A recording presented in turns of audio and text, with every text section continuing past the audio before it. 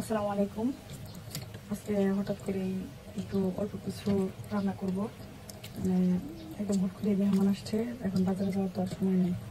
এর জন্য ফ্রিজে এইটুকু গরু বসছিল, ভাবলাম যে 1 কেজি পোলাও চাল দিয়ে খিচুড়ি রান্না করে দিই, একদম মিশায় আর কি। ওকে, গরু বসে ছোটো ছোটো কেটে দিয়ে দিচ্ছি।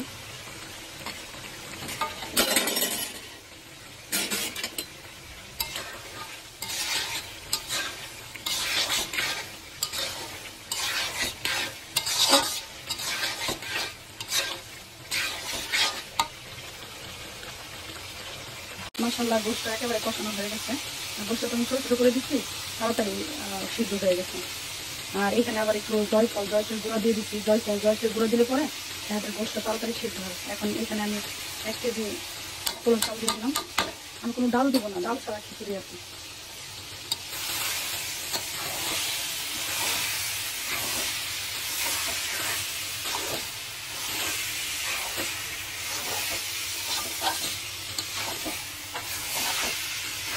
ঝাল দিলে বেশি, ঝাল দিলে পরে হাবিয়ে বা ঝাল খেতে পারে না।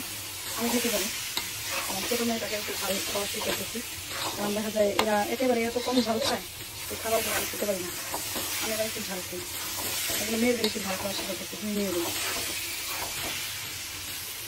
এখানে আমি একটু ডিমের পোমা করতেছি, বেশি না অল্প একটু, 4টা দিলে। আমি এবার ডিমের পোমার ভিতরে টমেটো দিই। এখানে টমেটো দিই।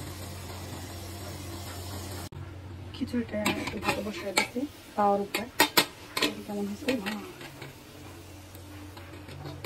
আমি এবার পরে একটু খিচুড়িতে ডাল দিচ্ছি, এখন সবাই বলতেছি একটু ডাল দিলে মজা লাগবে, এর জন্য আবার একটু ডাল দিচ্ছি।